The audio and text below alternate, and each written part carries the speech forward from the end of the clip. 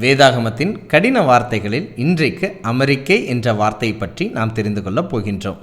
அமெரிக்கை என்ற வார்த்தையின் அர்த்தத்தை தெரிஞ்சுக்கிறதுக்கு முன்னாடி அந்த வார்த்தை எந்த வசனத்தில் இடம்பெற்றுள்ளது என்பதை முதலாவது நான் வாசிக்கின்றேன். 2 நாளாகமம் 20ஆம் அதிகாரம் 30ஆம் வாக்கியம். இவ்விதமாய் தேவன் சுற்றுப்புறத்தாரால் யுத்தமில்லாத இளைப்பாறுதலை அவனுக்கு கட்டளையிட்டதினால் யோசபாத்தின் ராஜ்யபாரம் அமெரிக்கையாயிருந்தது. இந்த வசனத்திலிருந்து அமெரிக்கை என்ற வார்த்தை பயன்படுத்தப்பட்டுள்ளதை புரிந்து கொள்ள முடியுது. இந்த அமெரிக்கை என்பதற்கான இணையான ஆங்கில வார்த்தை கொயட் என்று பயன்படுத்தப்பட்டுள்ளது.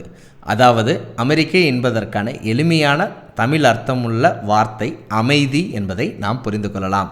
இப்படியாக யோசபாத்தின் காலத்தில் யுத்தமில்லாத, சண்டைகள் இல்லாத அமைதலான காலத்தை தேவன் கட்டளையிட்டிருந்தார் என்பதை நாம் புரிந்து கொள்ளலாம். இந்த யோசபாத்தின் வாழ்க்கையில் அமைதலை கட்டளையிட்ட அதே தேவன் நம்முடைய வாழ்க்கையிலும் சண்டைகள் இல்லாத, யுத்தங்கள் இல்லாத அமைதலை, அமெரிக்கையை கட்டளையிடுவாராக. வேதாகமத்தில் வேறு எங்கெல்லாம் அமெரிக்கை என்ற வார்த்தை பயன்படுத்தப்பட்டுள்ளதுங்கிறத கமெண்ட் பாக்ஸில் கமெண்ட் பண்ணுங்கள். வேறு யாராவது இந்த அர்த்தத்தை தெரிஞ்சுக்கணும்னு நீங்கள் நினைக்கிறீங்கன்னா அவங்ககிட்ட ஷேர் பண்ணுங்கள். இப்படிப்பட்ட வேதாகம ஆச்சரியங்களை தெரிந்து கொள்ள எங்களுடைய சேனலை சப்ஸ்கிரைப் பண்ணுங்கள்.